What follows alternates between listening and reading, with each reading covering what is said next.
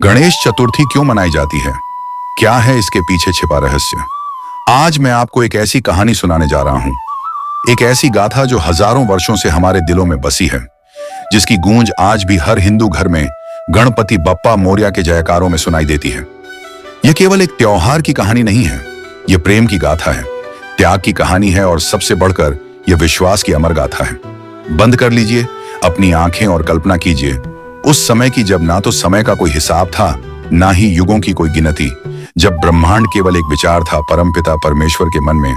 उस काल की बात है जब कैलाश पर्वत की बर्फीली चोटियों पर, जहां हवाओं में अभी भी दिव्यता की खुशबू तैरती है, वहां बसते थे महादेव और उनकी अर्धांगिनी जगत जननी पार्वती। नमस्कार प्यारे दर्शकों, मैं एक बार फिर आपका हार्दिक स्वागत करता हूं आपके अपने चैनल में। दोस्तों, आज हम एक नई कहानी और एक नया वीडियो लेकर आपकी सेवा में उपस्थित हुए हैं। आज की कथा अत्यंत ज्ञानवर्धक और प्रेरणादायक है। कथा शुरू करने से पहले आपसे एक विनम्र निवेदन है। शास्त्रों में कहा गया है कि अधूरी छोड़ी गई कथा दुख और पाप का कारण बनती है, इसीलिए इसे अंत तक अवश्य सुनें। और अगर आप अपनी मां से सच्चा प्रेम करते हैं तो इस वीडियो को लाइक करें, हमारे चैनल को सब्सक्राइब करें और कमेंट में मां लिखकर अपना समर्थन दें। तो आइए बिना किसी विलंब के आरंभ करते हैं आज की प्रेरणादायक कथा। एक समय की बात है जब पार्वती माता अपने सुंदर केशों को सांवर रही थी और शिव जी अपनी समाधि में लीन रहते थे। प्रेम था उनके बीच, लेकिन वह प्रेम जो शब्दों से कहीं गहरा था। पार्वती जी को लगता था कि कहीं कोई कमी है, कुछ अधूरा सा है इस संसार में। वो अकेली बैठती और मन ही मन सोचती, मैं जगत की माता हूं, फिर भी मेरा अपना कोई बालक क्यों नहीं है जो मुझे मां कहकर पुकारे, जो मेरी गोद में सिर रखकर सो जाए। उनकी आंखों में आंसू आ जाते, वो आंसू जो हर उस स्त्री की आंखों में आते हैं जो मातृत्व की प्यास लिए जीती है। शिव जी को पता था अपनी प्रिया के मन की बात, लेकिन वह जानते थे कि समय अभी नहीं आया था। ब्रह्मांड में अभी भी कुछ और रचना होनी थी, कुछ और दिव्य लीला होनी थी। एक दिन माता पार्वती जी स्नान करने जा रही थी। उन्होंने अपने शरीर पर हल्दी का उपटन लगाया, वही हल्दी जो आज भी हमारे त्योहारों में पवित्रता का प्रतीक है। जब वो उपटन उतारने लगी तो वो मिट्टी उनके हाथों में आ गई। अचानक उनके मन में एक विचार आया, वो विचार जो हर मां के दिल में कभी ना कभी आता है, क्यों ना मैं इस मिट्टी से अपना एक बालक बना लूं। और उन्होंने अपने कोमल हाथों से, अपने प्रेम से, अपनी ममता से उस मिट्टी को आकार देना शुरू किया। कैसे बनती गई वो मूर्ति? पहले सिर, फिर धड़, फिर हाथ पैर। पार्वती जी के चेहरे पर वो मुस्कान थी जो हर कलाकार के चेहरे पर होती है जब वो अपनी कृति को पूरा करने वाला होता है। लेकिन यह कोई साधारण कलाकृति नहीं थी, यह एक मां का प्रेम था जो मूर्त रूप ले रहा था। लेकिन पार्वती जी के मन में संदेह आया, यह तो केवल मिट्टी है, इसमें प्राण कैसे आएंगे? और तब हुआ वो चमत्कार जिसे देखने के लिए तरस जाते हैं अर्षि मुनि। पार्वती जी ने अपनी दिव्य शक्ति से उस मूर्ति में प्राण फूंक दिए। वाह, कैसा दृश्य रहा होगा वो जब उस मिट्टी के पुतले में सांस आई, जब उसकी आंखें खुली, जब वह उठा और मां कहकर पार्वती जी के चरणों में गिर गया। पार्वती जी की खुशी का क्या ठिकाना। आखिरकार उन्हें मिल गया था वो जिसकी तलाश थी, अपना बालक, अपना गणेश बेटा। पार्वती जी ने कहा, उनकी आवाज में अपार प्रेम था, तुम मेरे द्वार की रक्षा करना, जब तक मैं स्नान कर रही हूं किसी को भी अंदर आने मत देना, किसी को भी नहीं। जी मां, गणेश जी ने कहा, उनकी आवाज में दृढ़ता थी। मैं आपकी आज्ञा का पालन करूंगा। और वह जाकर द्वार पर खड़े हो गए, अपनी मां की रक्षा के लिए, अपनी मां के आदेश का पालन करने के लिए। कुछ समय बाद आए भगवान शिव। उनके माथे पर तिलक था, गले में रुद्राक्ष की माला और चेहरे पर वो गंभीरता जो सिर्फ महादेव के चेहरे पर हो सकती है। वो अपने घर आ रहे थे अपनी प्रिया पार्वती से मिलने, लेकिन द्वार पर खड़ा था एक बालक जिसे वो पहले कभी नहीं देखा था। कौन है तू? शिव जी ने पूछा। उनकी आवाज में आश्चर्य था, लेकिन कोई क्रोध नहीं। मैं गणेश हूं, बालक ने गर्व से कहा, माता पार्वती का पुत्र, और मैं आपको अंदर नहीं जाने दूंगा, मां ने मना किया है। शिव जी मुस्कुराए, बेटा मैं इस घर का स्वामी हूं, पार्वती मेरी पत्नी है, मुझे अंदर जाने दो। नहीं, गणेश जी ने दृढ़ता से कहा, मां ने कहा है कि किसी को भी अंदर नहीं जाने देना, और मैं अपनी मां की बात का सम्मान करूंगा। अब यहां था वो मोड़ जहां दो धर्म आमने सामने खड़े हो गए थे। एक तरफ था गणेश का धर्म, अपनी मां की आज्ञा का पालन, दूसरी तरफ था शिव का धर्म, अपने घर में प्रवेश का अधिकार। दोनों सही थे अपनी जगह पर। गणेश सही था क्योंकि वह अपनी मां की बात मान रहा था, शिव सही थे क्योंकि वह अपने ही घर में जा रहे थे। यही तो है जीवन का सबसे बड़ा धर्म, संकट जब दो सही चीजें आपस में टकराती हैं। अंतिम बार कह रहा हूं, शिव जी ने कहा। अब उनकी आवाज में गंभीरता आ गई थी। मुझे जाने दो, कभी नहीं। गणेश जी ने अपना गड्ढा उठाया। जब तक मां नहीं कहती तब तक आप यहां से नहीं जा सकते। और फिर हुआ वह जो नहीं होना चाहिए था। पिता और पुत्र के बीच युद्ध शुरू हो गया, लेकिन यह कोई साधारण युद्ध नहीं था।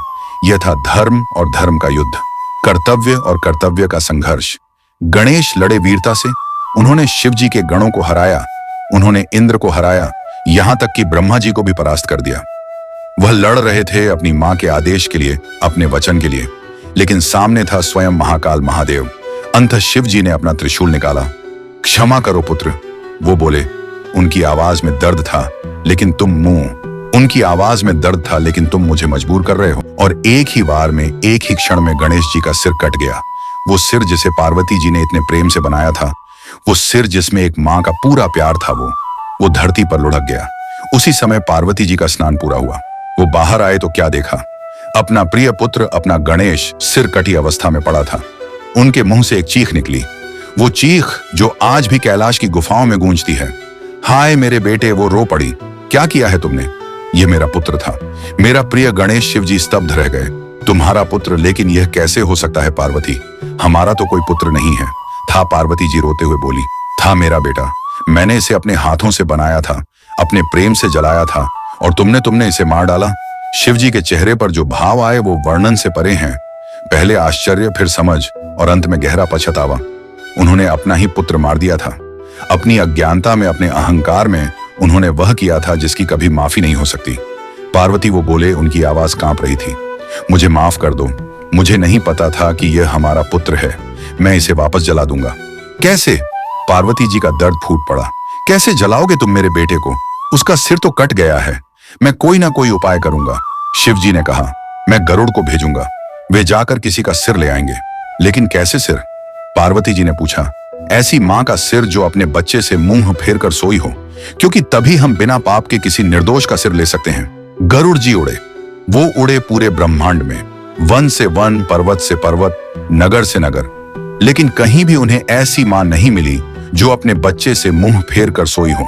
हर मां अपने बच्चे की तरफ मुंह करके सोती थी, चाहे वह इंसान हो या पशु पक्षी। यही तो है मातृत्व की महानता। एक मां कभी अपने बच्चे से मुंह नहीं फेरती। उसकी आंखें हमेशा अपने बच्चे पर रहती हैं, चाहे वह जाग रही हो या सो रही हो। अंततः गरुड़ जी को एक हथेनी दिखाई दी। प्रकृति का नियम है कि हाथी अपने बच्चे से मुंह फेर कर सोता है, क्योंकि उसके शरीर की बनावट ऐसी है। गरुड़ जी ने उस हाथी के बच्चे का सिर काटा और ले आए। यही मिला है। गरुड़ जी ने कहा, पूरे ब्रह्मांड में कोई मां अपने बच्चे से मुंह फेर कर नहीं सो रही थी। शिव जी ने उस हाथी के सिर को गणेश के धड़ से जोड़ा, और फिर हुआ एक और चमत्कार। उन्होंने अपनी दिव्य शक्ति से गणेश जी में प्राण फूंके। गणेश जी की आंखें खुली, लेकिन अब उनका चेहरा अलग था। हाथी का मुंह, लेकिन आंखों में वही प्रेम, वही भक्ति। वो उठे और सबसे पहले अपनी मां के चरण छुए। मां, वो बोले, आपका गणेश वापस आ गया। पार्वती जी की खुशी का क्या ठिकाना। वो अपने बेटे को गले लगाकर रो पड़ी। मेरे बेटे, तुम वापस आ गए, लेकिन तुम्हारा चेहरा। चिंता मत करो मां। गणेश जी मुस्कुराए। मैं वही हूं, आपका प्रिय गणेश। बस अब मैं और भी खूबसूरत हो गया हूं। हाथी की सूंड वाले को कोई क्यों ना चाहेगा। शिव जी आगे आए। वो अभी भी अपराध बोध से भरे थे। पुत्र, वो बोले, मुझसे गलती हुई है। मैं तुम्हें सभी देवताओं से पहले पूजा जाने का वरदान देता हूं। आज से तुम विघ्नहर्ता कहलाओगे। हर शुभ काम से पहले तुम्हारी पूजा होगी, और मैं तुम्हें गणपति की उपाधि देता हूं। शिव जी ने आगे कहा, तुम मेरे सभी गणों के स्वामी होगे। पार्वती जी भी बोली, बेटा, तुम एकदंत कहलाओगे, लंबोदर कहलाओगे, गजानन कहलाओगे, और जो भी तुम्हारी सच्चे मन से पूजा करेगा उसकी सभी मनोकामनाएं पूरी होंगी। लेकिन ब्रह्मा जी ने कहा, जो अब तक मुखदर्शक बने खड़े थे, इस घटना को सिर्फ एक दुर्घटना न समझा जाए। इसमें एक गहरा संदेश है। भाद्रपद मास की शुक्ल चतुर्थी के दिन गणेश जी का यह नया जन्म हुआ है, इसलिए यह दिन गणेश चतुर्थी के नाम से मनाया जाएगा। और इस दिन सरस्वती जी ने कहा, जो भी व्यक्ति गणेश जी की पूजा करेगा उसके सभी विघ्न दूर होंगे, उसकी बुद्धि का विकास होगा और उसे सफलता मिलेगी।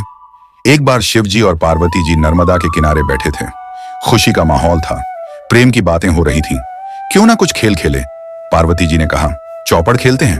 ठीक है, शिवजी मुस्कुराए, लेकिन हार जीत का फैसला कौन करेगा?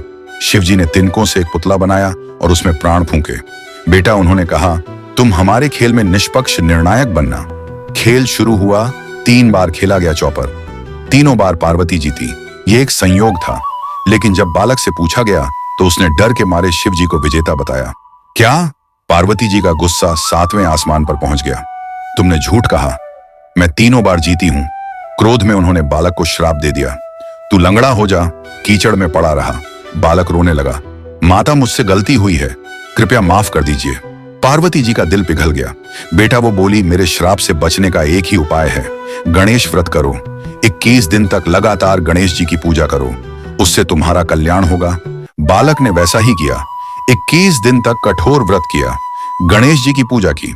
गणेश जी प्रसन्न हुए और उसे वरदान दिया कि वह अपने पैरों से चलकर कैलाश पहुंच सके। जब बालक कैलाश पहुंचा और अपनी कहानी सुनाई तो शिव जी को अपनी गलती का एहसास हुआ। उन्होंने भी 21 दिन तक गणेश व्रत किया। इससे पार्वती जी का गुस्सा शांत हुआ। पालती जी को भी अपने पुत्र कार्तिकेय से मिलने की इच्छा हुई। उन्होंने भी 21 दिन व्रत किया। व्रत के अंत में कार्तिकेय वापस आ गए। इस तरह गणेश चतुर्थी का व्रत बना, वो व्रत जो हर मनोकामना पूरी करता है। अब आते हैं उन रहस्यों पर जो गणेश चतुर्थी के साथ जुड़े हैं। पहला रहस्य है, गणेश जी का हाथी मुंह क्यों? हाथी बुद्धि का प्रतीक है। उसकी याददाश्त बहुत तेज होती है, वह कभी अपने मित्रों को नहीं भूलता। गणेश जी का हाथी मुंह इसीलिए है कि वह हमारी हर प्रार्थना याद रखते हैं, हमारे हर दुख को समझते हैं। दूसरा रहस्य है, गणेश जी का पेट इतना बड़ा क्यों? क्योंकि उनमें पूरे ब्रह्मांड को समाने की क्षमता है। वह हमारे सभी दुख, सभी परेशानियां अपने पेट में समा लेते हैं। तीसरा रहस्य है, गणेश जी का एक ही दांत क्यों? क्योंकि सत्य एक ही होता है, झूठ अनेक हो सकते हैं, लेकिन सच हमेशा एक ही होता है। गणेश चतुर्थी का व्रत करना चाहते हैं तो सुनिए इसकी सही विधि। सुबह जल्दी उठकर स्नान करें, साफ कपड़े पहने, घर को साफ करें, गणेश जी की मूर्ति स्थापित करें। अगर मूर्ति नहीं है तो चिंता ना करें, एक छोटा सा दिया जलाएं और मन में गणेश जी का ध्यान करें। उन्हें दूर्वा अर्पित करें। दूर्वा क्यों? क्योंकि यह घास कभी नहीं मरती, हमेशा हरी रहती है। यह अमृता का प्रतीक है। मोदक या लड्डू का भोग लगाएं। गणेश जी को मिठाइयां बहुत प्रिय हैं, लेकिन अगर मिठाई नहीं है तो कोई बात नहीं, जो भी आपके घर में है प्रेम से अर्पित करें। एक बार की बात है, शिव पार्वती ने अपने दोनों पुत्रों कार्तिकेय और गणेश के लिए एक प्रतियोगिता रखी। जो भी पहले पूरी पृथ्वी की परिक्रमा करके आएगा उसे एक विशेष फल मिलेगा। कार्तिकेय तुरंत अपने मयूर पर बैठकर उड़ गए। वह तेज थे, फुर्तीले थे, पूरी पृथ्वी की परिक्रमा करने निकले। गणेश जी सोच में पड़ गए। उनका वाहन था चूहा। चूहे से कैसे इतनी जल्दी पृथ्वी की परिक्रमा हो सकती है? अचानक उनके मन में एक विचार आया। वो अपने माता पिता के पास गए और उनकी परिक्रमा करने लगे। ये क्या कर रहे हो? शिव जी ने पूछा।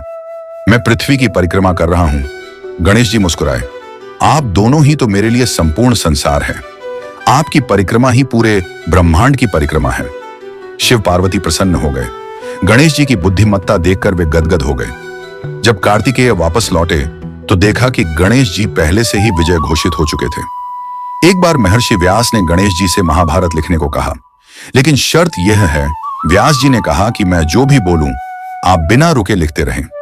ठीक है, गणेश जी ने कहा, लेकिन मेरी भी एक शर्त है, आप बिना रुके बोलते रहें। लेखन शुरू हुआ। गणेश जी तेजी से लिख रहे थे। अचानक उनकी कलम टूट गई। अब क्या करें? व्यास जी रुकने का नाम नहीं ले रहे थे। गणेश जी ने तुरंत अपना एक दांत तोड़ा और उसे कलम बनाकर लिखना शुरू कर दिया। इस तरह वो एक दंत कहलाए। यह कहानी सिखाती है कि ज्ञान के लिए, शिक्षा के लिए हमें कितना भी त्याग करना पड़े करना चाहिए। गणेश चतुर्थी के दिन चांद को नहीं देखना चाहिए। क्यों? एक कहानी है इसके पीछे भी।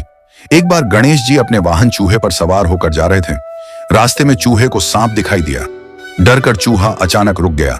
गणेश जी गिर गए और उनका पेट फट गया। उन्होंने अपने पेट को बांधा और उस सांप को अपनी कमर में लपेट लिया। यह देखकर चांद हंसने लगा। गणेश जी को गुस्सा आया। उन्होंने चांद को श्राप दिया कि जो भी व्यक्ति गणेश चतुर्थी के दिन चांद को देखेगा उस पर झूठा आरोप लगेगा।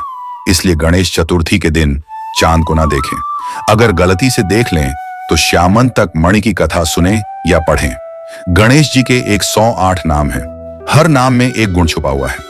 विनायक विशेष नेता, गणपति गणों के स्वामी, विघ्न हरता विघ्नों को हरने वाले, एक दंत एक दांत वाले लंबोदर बड़े पेट वाले, गजानन हाथी के मुंह वाले, मूषक वाहन चूहे की सवारी करने वाले, मंगल मूर्ति कल्याणकारी रूप वाले, हर नाम में एक शक्ति है। जब हम इन नामों का जाप करते हैं तो यह शक्तियां हमारे अंदर आती हैं। गणेश चतुर्थी केवल धार्मिक त्योहार नहीं है, यह सामाजिक एकता का भी त्योहार है। अमीर गरीब, छोटे बड़े सभी जातियों के लोग एक साथ आकर इसे मनाते हैं। गणेश जी के सामने सभी बराबर हैं। वो नहीं देखते कि कौन अमीर है, कौन गरीब। वो सिर्फ भक्ति देखते हैं, प्रेम देखते हैं। पंडालों में जब हजारों लोग एक साथ आरती करते हैं तो वह दृश्य अद्भुत होता है। उस समय लगता है जैसे पूरा समाज एक हो गया है। आज गणेश चतुर्थी सिर्फ भारत में नहीं बल्कि दुनिया भर में मनाई जाती है। अमेरिका, कनाडा, ऑस्ट्रेलिया, यूरोप, जहां भी भारतीय हैं वहां गणेश चतुर्थी का उत्सव होता है। विदेशों में रहने वाले भारतीय इस त्योहार के जरिए अपनी जड़ों से जुड़े रहते हैं, अपने बच्चों को भारतीय संस्कृति सिखाते हैं। गणेश जी इस तरह केवल भारत के नहीं बल्कि विश्व के देवता बन गए हैं। गणेश चतुर्थी की यह कहानी यहीं समाप्त होती है, लेकिन गणेश जी की कृपा कभी समाप्त नहीं होती। वह हमेशा हमारे साथ है, हमारे दिलों में बसे हैं। प्यारे भक्तों, हमें आशा है कि यह कथा आपके जीवन में सकारात्मक बदलाव लेकर आई होगी। कृपया इसे लाइक करें और दूसरों तक पहुंचाने के लिए इसे शेयर करें। अपने श्रद्धा भाव को कमेंट सेक्शन में गणपति बप्पा मोरया लिखकर प्रकट करें।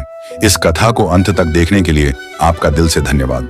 गणपति बप्पा मोरया, मंगल मूर्ति मोरया, गणपति बप्पा मोरया।